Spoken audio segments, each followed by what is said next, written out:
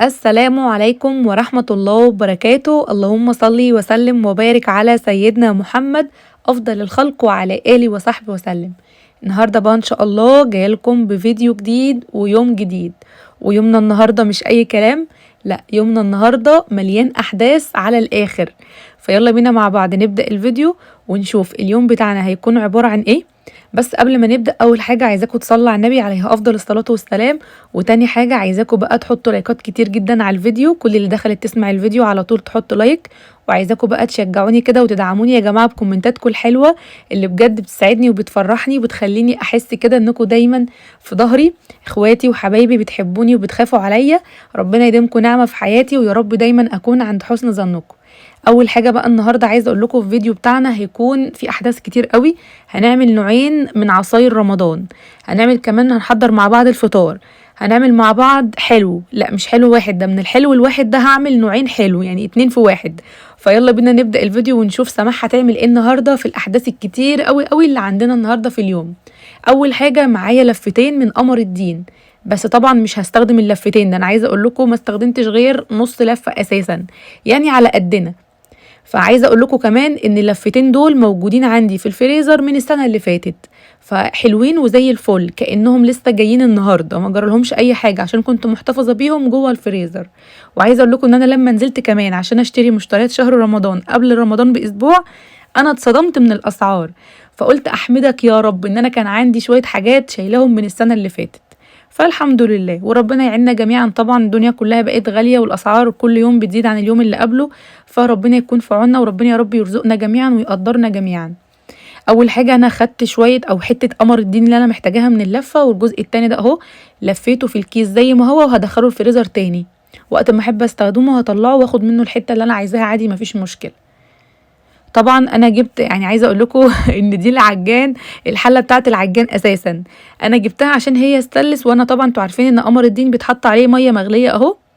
انا قصيته الاول بالمقص تقطيع عشوائي كده، اللي هو ايه، بقص حتت حتت وخلاص، علشان اساعد ان هي تدوب معايا بسرعه، ما يعني ما احطهاش في ميه سخنه وهي سليمه، علشان ما تاخدش معايا وقت كتير، لكن لما تكون متقطعه بتدوب بسرعه.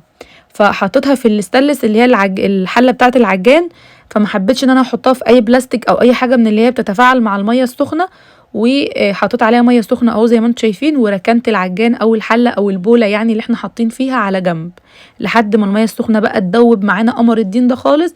بعد كده هاخده اضربه في الخلاط واحط السكر عليه وخلاص. تعالوا بقى نعمل تاني نوع من العصاير اللي هي بتاعت رمضان واللي انا بالنسبه لي بعشقها.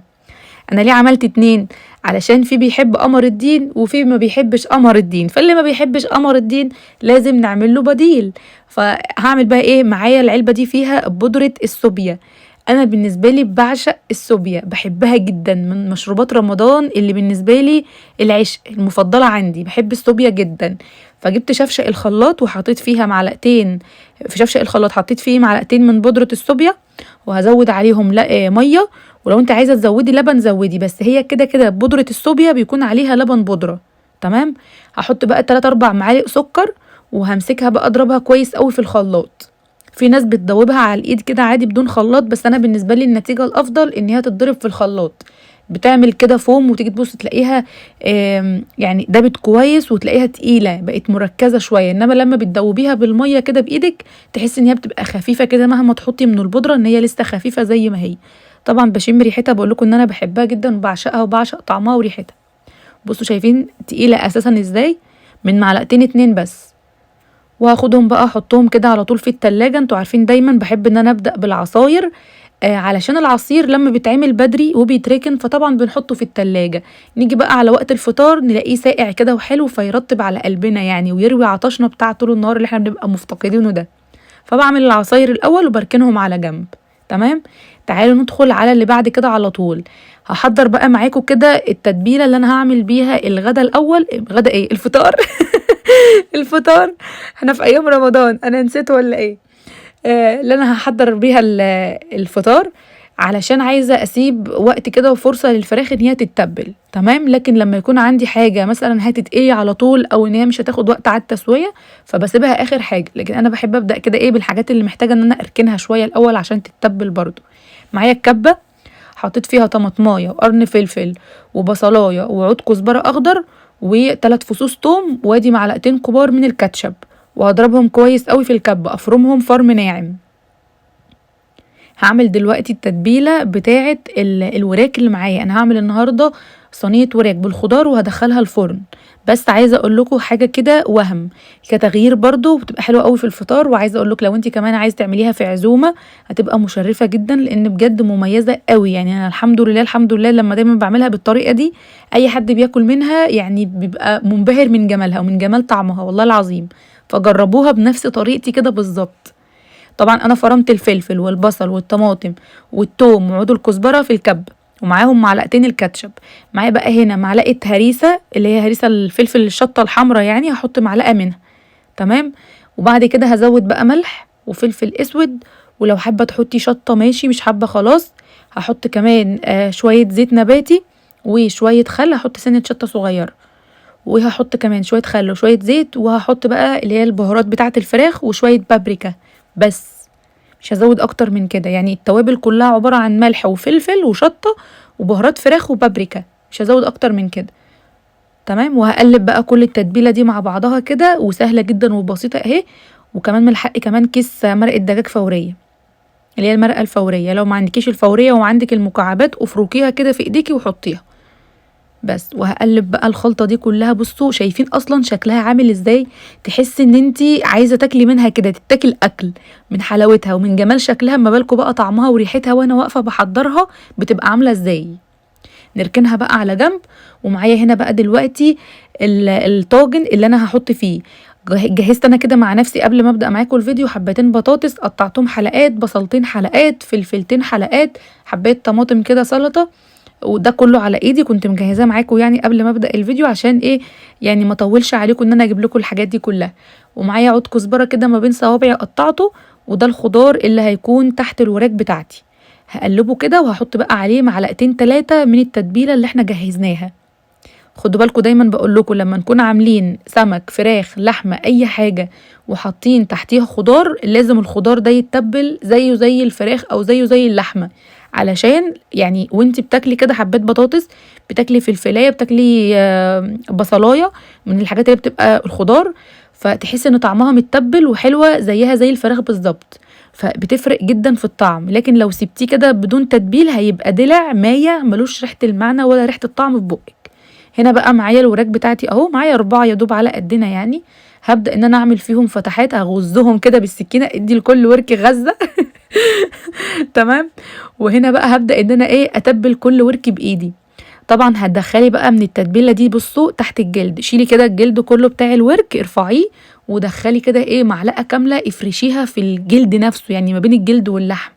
بصوا بيبقى بتدي بقى في الاخر طعم رهيب رهيب. العظم نفسه بيبقى شارب من التتبيله، تيجي تاكلي كده تحسي ان انت عايزه تاكلي العظم نفسه من جماله. بص اهو، ارفعي الجلد وحطي معلقه وروحي قافله الجلد تاني. شايفين شكله؟ يا لهوي يا لهوي، المنظر اصلا يفرح القلب والله العظيم. وهي لسه طريه، ما بالكم بقى لما تدخل الفرن وتستوي، انتوا متخيلين؟ عايزه اقول لكم ريحتها بتبقى جايبه اخر الدنيا. طبعا هتبل بقى كويس من ناحيتين، والعظم وكله يتبل كده وتدعكي كده كويس بيه. ولو اتبقى بقى شويه من التتبيله فهزود بقى ايه، يعني هحطهم فوق الفراخ كمان من فوق، عشان ما اسيبش اي تتبيله يعني تترمي خساره. دي ما شاء الله يعني التتبيله ايه رهيبه. وطبعا زي ما قلت لكم بدات بالوراك دي الاول عشان اسيبها تتبل بقى شويه، لكن لو عملتيها على طول ودخلتيها الفرن مش هتبقى لسه لحقت ان هي تشرب من التتبيله. لكن كل ما تسيبي الحاجه تتبل شويه كل ما طعمها يبقى احسن وتديكي في الاخر نتيجه كويسه. هنا بقى دلوقتي كنت بغسل ايدي على فكره، هجيب بس على الوش كده شويه زيت نباتي علشان يخليها معايا كده لما اشيل الورق الفويل من عليها واشغل الشوايه ان هي تتحمر معايا بشكل كويس وما ينشفش الجلد معايا من فوق، يبقى الجلد بتاع الفراخ او الوش بتاعها اللي فوق ده يبقى طري. وطبعا بقى لزوم كده النظافه، نجيب منديل ونشيل كده اي حاجه على الاطراف او الحواف بتاعه الطاجن، ونغطي الطاجن بقى على طول بورق فويل، وهركنه جنبي على الرخامه لحد ما اخلص. ولما يجي وقت مثلا ايه قبل الفطار كده بساعه ساعه ونص هروح مدخلاها الفرن، لان كده كده الوراك ما بتاخدش وقت اساسا. بصوا ركنتها جنبي اهي جنب قمر الدين. يبقى انا كده ماشيه بالترتيب ولا لا؟ ماشيه بالترتيب وعارفه ان انا بنظم دنيتي ازاي. الحاجه اللي محتاجه الاول بعملها الاول، اللي محتاج على التسويه على طول بعمله الاخر. هنا بقى نيجي نعمل الحلو بتاعنا. طبعا انتوا عارفين شهر رمضان يعني كنافة، كنافة يعني شهر رمضان. فأهم حلو عندنا في رمضان هما نوعين، الكنافة والقطايف، القطايف والكنافة. طبعا بنعمل حلويات تانية بس الأساسي في رمضان كنافة وقطايف. فالنهاردة هعمل معاكم كنافة، وهعملها كمان ايه بقى، مش هعملها سادة ومش هعملها بالمكسرات، لا ده انا هعملها بالكاستر. فعايزة اقول لكم بقى لو ما جربتيهاش لازم تجربيها بجد، هتبقى بالنسبة لك تحفة تحفة تحفة، هتعجبك وتعجب عيالك قوي وجوزك. اول حاجة جبت صينية واسعة، وانا معايا كيلو كنافة بس مش هستخدمه كله، يعني هاخد على قد الصينية، وهبدأ ان انا افككها بقى كده من بعضها عشان انتوا عارفين الكنافة بتبقى رخمة شوية.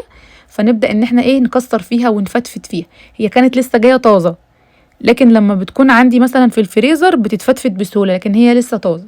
المهم بصوا خليتها بقيت ناعمة خالص ازاي، وما عادش فيها اي حاجة لازقة في بعضها خالص. معايا بقى ايه سمنة بلدي.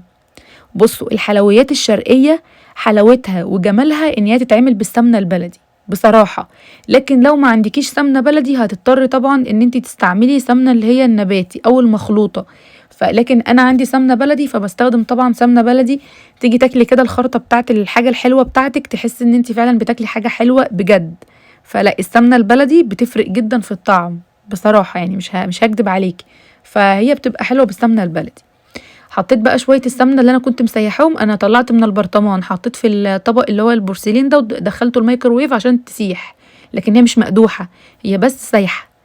رحت جايه مغلفه كل الكنافه زي ما انتم شايفين، بصوا ما بين ايدي بقى وبقعد ادعك فيها كده اخلي السمنه تبقى متغلفه الكنافه، كل حته فيها كل شعره فيها متغلفه بالسمنه، كلها كده تبقى مليانه سمنه.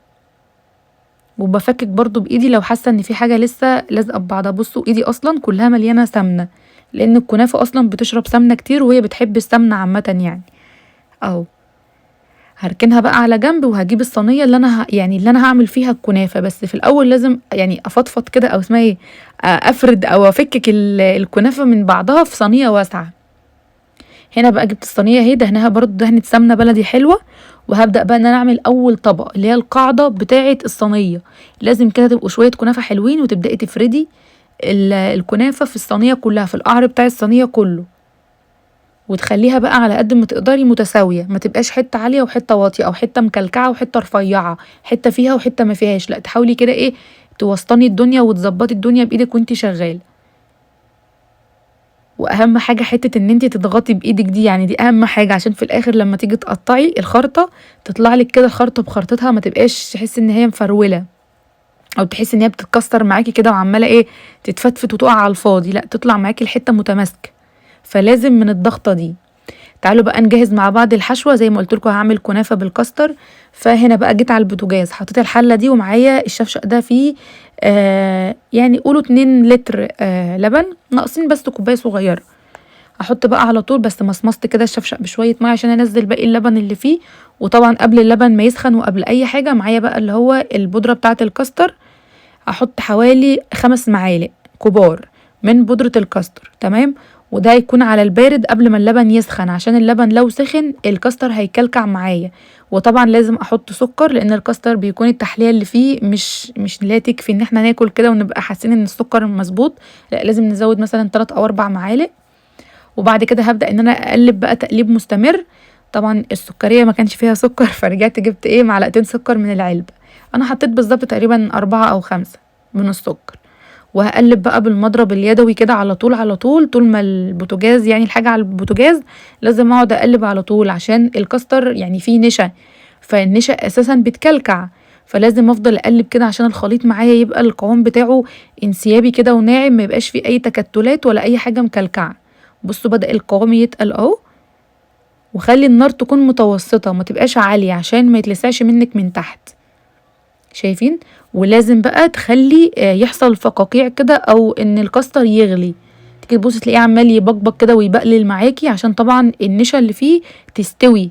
ما تجيش تاكلي تحسي ان طعم النشا باين قوي في بقك فتقرفي او تتضايقي من الطعم، لازم تخليه يعمل بقليل كده. بصي اهو لازم الفقاقيع دي كده تشوفيها على طول، تقومي سايباه بس يغلي غلوه وتروحي جايه مطفيه النار وشايلاه كده. خلاص بقت الحشوه معايا جاهزه. وطبعا هتقولي يا سماح هو انت هتعملي الكاستر ده كله جوه الكنافه؟ ده انت عامله صينيه كنافه صغيره. هقول لكم لا، بالمره بقى انا عملت الكاستر، فهعمل كاسات الكاستر برضو بالمكسرات، فعشان كده كنت بقول لكم من نوع حلو عملت 2. هصب بقى على طول وهو سخن على الكنافه. شويه بقى الايه الحشوه دي تكون طبعا ايه يعني متساويه كده مع الصينيه بتاعه الكنافه، ما تزوديش قوي قوي وما تقلليش قوي قوي، اللي هو تكون يا دوب مناسبه ليها. لازم تحطيها على الكنافه وهي سخنه. وحاولي بقى ان انت تفردي، بصوا انا بفرد اهو، بس ما تطلعيش على الاطراف قوي عشان ما تبوظش، لان كده كده لسه في طبقه كنافه تانية اللي هي اللي هتبقى فوق، فهتيجي تضغطي تلاقي الكاستر بيبوظ كده من الجوانب. فلا، خلي حته مثلا اقل من نص سنتي، نص سنتي كمان، او قولوا نص سنتي يعني، اللي هي بتاعت الحواف الاطراف اللي بره دي اهي. بصوا حته قد ايه، نص سنتي. هنا بقى هجيب الكاسات بتاعتي وهبدا ان انا اصب فيها الكاستر. انا هركن الكنافه بس دقيقتين على ما اصب الكاسات، عشان الكاستر طبعا بيتقل وبياخد وضع الحاجه اللي هو موجود فيها، يعني هيتقل في الحله. فانا عايزه افضيه في الكاسات واسيبه يبرد عشان ياخد وضع الكاس بقى زي ما هو كده. وخلوا بالكم ما تحطوش عليه اي مكسرات او اي حاجه من بتاعه التزيين عامه غير لما يبرد. لو حطيتي مثلا شوكولاته مبشوره او الفورماسيل او الحاجات دي، هتيجي تبص تلاقيه هيسيح لان سخن، فهيطرى معاكي ويبقى طعمه وحش. اي مكسرات اي حاجه تحطيها على الوش سيبيها على التقديم على طول، او لما الحاجه دي تبرد، يعني سواء كان بودنج او كاستر سيبيه لما يبرد خالص. تمام. بس طبعا انا عملوا معايا 5 كاسات، فبالنسبه لي بقى حلو، يعني بقى نوعين حلو من حلو واحد اهو. ايه رايكم بقى؟ وانتوا عارفين الاطفال طبعا بتحب الحاجات الحلوه دايما، وفي نفس الوقت احنا بقى بعد الفطار بنبقى عايزين كل شويه ناكل حاجه حلوه، بيبقى عندنا كده فقدان حرمان، طول النهار بنبقى صايمين فعايزين نعوض بقى، فيبقى عندنا كذا حاجه كده برضو حلوه بعد الفطار نقعد ننقنق فيها يعني. خلاص كده عملوا معايا 5 كاسات. طبعا انتوا عارفين الحله دي اكيد، يعني ابننا الصغير بيقعد بالمعلقه كده ياكل الكاستر والحاجات اللي بتبقى لسه باقيه فيها، فسيبت شويه لساجد يقعد بقى ياكل بالمعلقه كده الكاستر اللي بيبقى في الحله. سبت له تقريبا معلقتين 3. ونضفت كده الحواف بتاعه الكاسات وركنتهم جنبي على الرخامه، اسيبهم لما يبردوا. ما ينفعش ندخلهم التلاجة ابدا وهم لسه سخنين، لازم نسيبه يبرد على الرخامه الاول، وبعد كده لما يبرد على الرخامه ندخله التلاجة عشان يسقع وقت الفطار نبقى بناكل حاجه ساقعه وحلوه. هنا بقى هبدأ ان انا احط الجزء التاني بتاع الكنافة اللي على الوش فوق الكاستر. وهنا بقى ما بنضغطش قوي زي ما كنا بنضغط تحت، الطبقة اللي تحت هي اللي بتبقى تضغط كويس قوي، عشان هي دي بتبقى القاعدة اللي اصلا هتشيل الكاستر معايا، لكن اللي فوق بيبقى الكاستر تحتها، فهتيجي تضغطي الكاستر هيبوظ، فلا هتبوظي الشكل. فيا دوب كده تضغطي بس ضغطة حنينة كده، اللي هو كأنك بتساوي بس الوش بتاع الكنافة والجوانب بتاعتها مش اكتر. تمام اهو. تنزلي بس الكنافة اللي بتبقى هايشة او طالعة كده على الحافة بتاعة الصينية وخلاص، وتقفلي الجناب وبس. وطبعا في الوقت ده انا كنت مسخنه الفرن، بصوا شكل الصينيه بقت عامله ازاي، بطبطب عليها خالص، والحواف بقى بروح ايه بصبعي كده وكاني بنزل كده، بقفل الاطراف بتاعه الصينيه عشان الحشوه ما تطلعش منها، فبقفل عليها كده بغرز شويه بصبعي. اجيب بقى معلقه سمنه كمان اهي سيحتها في الميكرويف وهحطها على الوش. هي كده كده ما شاء الله الكنافه كلها كانت متغلفه بالسمنه كويس قوي، بس يعني لازم رشه السمنه دي برضو على الوش بتديلها ريحه حلوه، وكمان تاخد لون حلو وهي في الفرن. هدخلها بقى الفرن يكون سخن على درجه حراره 200. طبعا حطيتها في الرف اللي في النص، النار تكون شغاله من تحت الاول، واول ما احس ان خلاص الكنافه خدت لون وبدات تكش كده من على الجوانب بتاعه الصينيه، هطفي النار من تحت واشغل الشوايه تاخد لون، هطلعها بس كده. وادي الكنافه خلاص خرجت. بصوا بقى شايفين واخده لون عامل ازاي من فوق، من تحت بقى اتلسعت مني سيكه، بس انا بحب اللسوعه دي. عارفين انتوا لما بتشرب بقى الشربات وتبقى مقرمشه كده، يا سلام بتبقى جميله. هقلبها بقى على صينيه او اي حاجه، لو انت عندك طبق مثلا مدور يعني نفس وضع الصينيه ونفس الحجم اقلبي عليه. انا ما عنديش طبق نفس الحجم، فهقلب على ظهر صينيه تانية عشان بس ايه لما اجي اسقيها بقى واقطعها تبقى معايا حلو.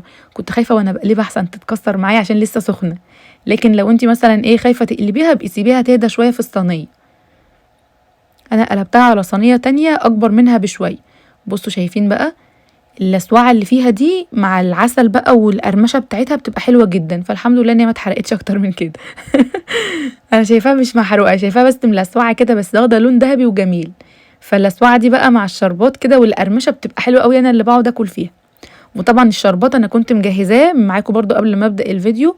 الكنافه تطلع من الفرن سخنه، تشرب على طول شربات يكون بارد وتقيل. تمام. وبصوا الشربات وانا بفضيه كان تقيل ازاي، وبعد كده بظهر المعلقه دي وهبدا اوزعه علشان كل حته في الكنافه تشرب من الشربات كويس قوي.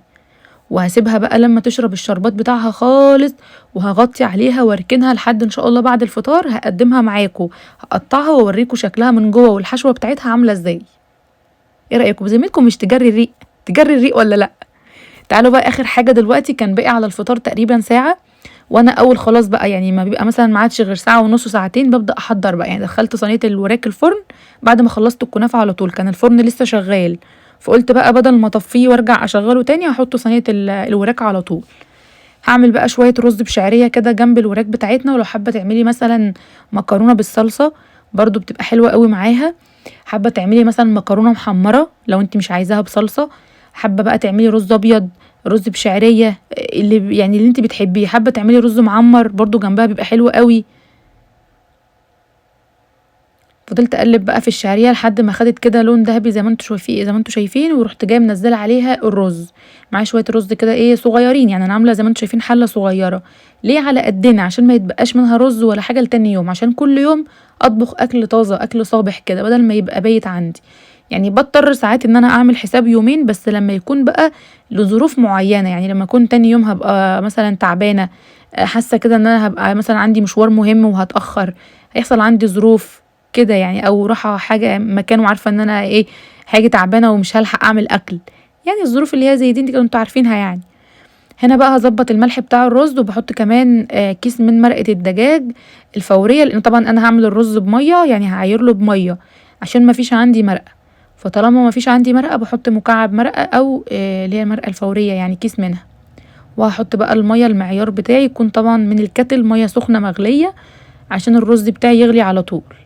وهغطي بقى عليه واسيبه لما يستوى خالص خالص. وانا كده خلاص تقريبا خلصت، ما عادش بقى غير شويه التحابيش اللي في الاخر بقى. عارفين انتوا لما نقعد نجهز بقى ايه، نطلع شويه مخلل، نعمل طبق سلطه، نجهز العصير نصبه، مش عارف ايه الحاجات اللي هي ما بتاخدش مننا وقت، بتتعمل قبل الفطار بربع ساعه ولا 10 دقايق، دي هي دي بقى.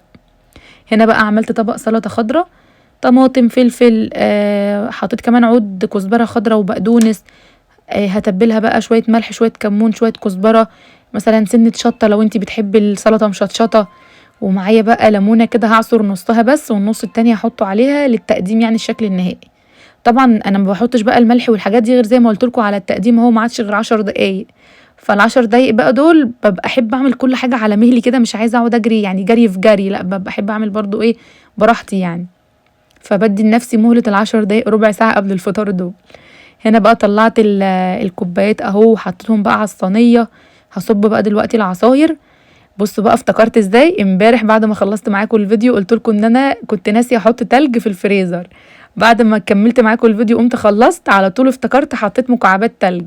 فعشان احنا دلوقتي في رمضان بنكون صايمين طول النهار، بنكون عطشانين جدا، بنبقى عايزين كده حاجه ساقعه كل شويه. فقلت لا احط بقى ايه تلج عشان لما نيجي نشرب تبقى الحاجه ساقعه كده وترطب على قلبنا على طول.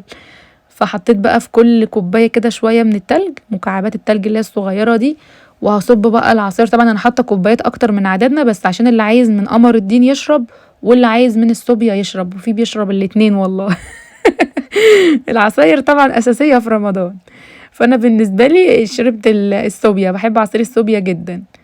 فخلاص بقى هصب كده كوبايات اهو علشان يبقى على يعني على الفطار على طول. هاخدهم بقى على طول اوديهم على السفره، وهوريكم بقى الشكل النهائي على طول على السفره. ومش باقي بقى غير ان انا ازوق او ازين الكاسات بتاعه الكاستر. فهحط بقى عليها شويه من المكسرات اللي موجوده عندي. لو انت حابه تسيبيها كده ساده مفيش اي مشكله خالص، عادي عادي يعني سيبيها كده، هي كده كده فيها لبن يعني وطعمها جميل. بس طبعا انا عندي كده كده شويه مكسرات، فهزين اي حاجه بقى موجوده عندك، لوز بندق كاجو جوز هند سوداني. حطي اي حاجه على الوش كده تفرحي الاولاد يعني. وفي نفس الوقت احنا في رمضان فبنبقى عايزين كده دايما، احنا بنبقى صايمين طول النهار، بالليل بقى بيبقى العوض بتاعنا طول الليل ده، فبنقعد كل شويه عايزين حاجه ناكلها. فهي الحاجات دي بصراحه بتدي بهجه وبتفتح النفس، بتخلي الحاجه شكلها حلو كده، اللي انت ايه اول ما تشوفيها تحسي ان انت نفسك رايحه لها. والاطفال بيعشقوا الحاجات دي بيحبوها جدا. فهحط بس من كل حاجه كده، يعني 2 لوزه، 2 كاجو، 2 واحده بندق، وعلى الوش كده هحط شويه جوز هند وخلاص، مش هكتر يعني، ما كترتش مكسرات، ده انا من كل حاجه حاطه بس 2 2 كده كشكل بس مش اكتر. احط شويه من جوز الهند على الوش وخلاص. مش عارفه كل ما امسك غطا احس ان هو عايز يطير من ايدي، ليه بيتكهرب من ايدي ولا ايه؟ بس هركنهم بقى على جنب. وشويه كده بقى، يعني اللي حابب ياكل دلوقتي ياكل، واللي حابب ان هو يستنى ان يدخل التلاجة يدخل براحتهم بقى. مالك وساجد هما اللي كلوا ما استنوش عليهم، لكن انا وابو مالك فضلنا مستنين بقى بعد الفطار كده، كانوا هما اتحطوا في التلاجة فكانوا بقى ايه، سقعوا شويه.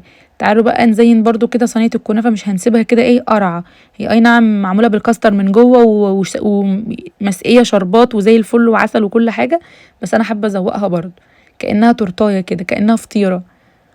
احط كده ايه شويه من جوز الهند واعملها الشكل اللي انتوا شايفينه ده اهي، برضو بذمتكم بصوا اتحولت تحويل تام لما اتحط عليها بس شويه جوز هند، بقيت حاجه تانية، تحس ان يعني تفتح النفس كده.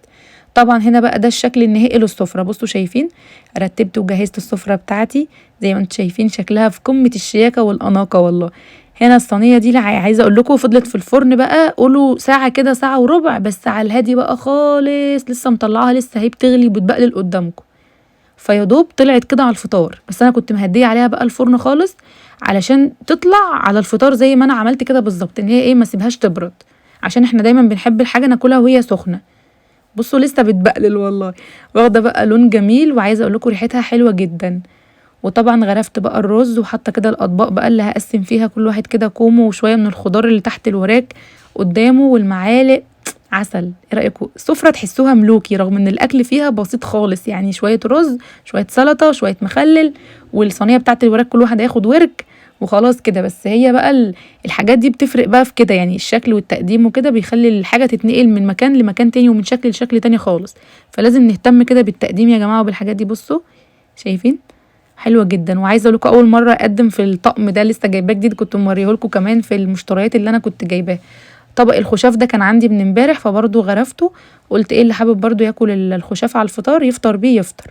وحاطه هنا صينيه الكنافه عشان بس اوريها لكم يعني، وان برضو تبقى محطوطه على السفره بعد الفطار، اللي عايز ياكل منها على طول يحلي يعني بعد الفطار يبقى يحلي. هنا بقى هقطعها عشان اوريكم الشكل من جوه عامل ازاي، عشان امبارح نسيت اوريكم البسبوسه، فمش هعمل نفس الغلطه بقى النهارده. بصوا شايفين الكاستر من جوه متماسك جدا، ولا سايل بقى ان هو عمال يقع من الكنافه ولا الكلام ده كله، ومقرمشه بقى من فوق وتحت، والشربات بتاعها ما شاء الله كان مظبوط وحلوه قوي. بصوا مقرمشه من فوق ومقرمشه من تحت، لكن من جوه طريه، فوانتي بتاكليها بقى عامله كده ميكس ما بين الطراوه والقرمشه في بقك، فبصراحه رهيبه هتعجبك جدا. بس وطبعا بقى هنا كاسات الكاستر بالمكسرات حلوه قوي قوي قوي. ودي يا جماعه كانت السفره بتاعتنا النهارده، وده كان اليوم بتاعي. طبعا حاطه كمان ميه عشان اللي يقعد على السفره ما قومش تاني، خلاص نقعد ما نقومش، مش كل شويه اقعد اقوم هاتي ميه لا هاتي مش عارف ايه. فدي كانت السفره بتاعتنا النهارده. يا رب الفيديو يكون عجبكم وتكونوا استفدتوا منه، واشوفكم ان شاء الله على خير بكره، مع السلامه.